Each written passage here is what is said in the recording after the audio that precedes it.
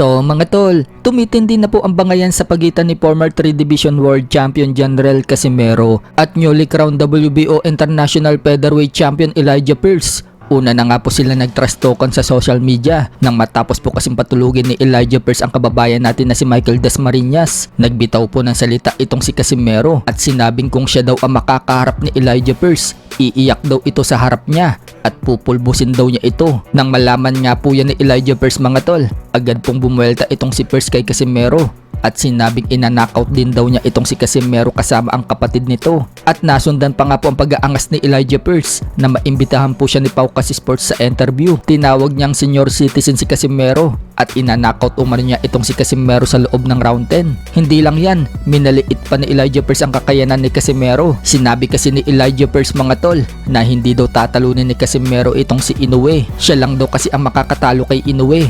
Maging ang minamatch up kay Casimero na si Luis Nery. Sinabi din ni Elijah Pearce na siya daw ang makakatalo dito kay Luis Nery.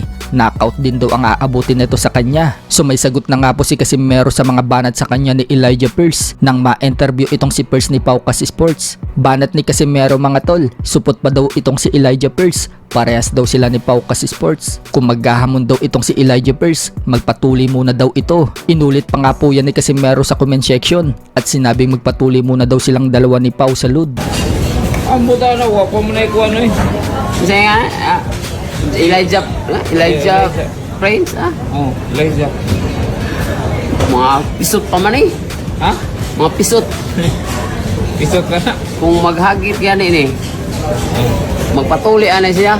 Sa kabilang banda naman mga tol, nanghihinayang po ang promoter ni Sam Goodman na si George Rose nang hindi matuloy ang laban ni Sam Goodman kay Naoya Inoue. Sobrang na-disappoint nga po ang promoter ni Sam Goodman at nalungkot dahil 2 beses hindi natuloy ang laban ni Sam Goodman at Inoue. Matatandaan na December 24 noong nakaraang taon naka-schedule ang laban ni Sam Goodman versus Inoue. Na-reschedule po yan noong January 24 dahil nagkaroon ng cut sa itaas ng mata itong si Sam Goodman. Subalit na ulit na naman, na-reopen po yung cut ni Sam Goodman at tuluyan ng hindi natuloy ang laban nila ni Inoue. Kaya ang pumalit dito kay Sam Goodman ay itong si Yejun Kim ng South Korea na pinataob lang ni Inoue. So na-shock nga po itong promoter ni Sam Goodman dahil 2 sunod na nagkaroon ng cut itong si Sam Goodman. Yan pa naman daw ang dream ng karamihan na makalaban ang legend na si Inoue. Hindi man lang daw na ipakita ni Sam Goodman yung galing niya at naniniwala daw siya na kayang talunin ni Sam Goodman itong si Inoue. Pero ganun pa man mga tol, World Championship pa rin naman daw ang laban nitong si Sam Goodman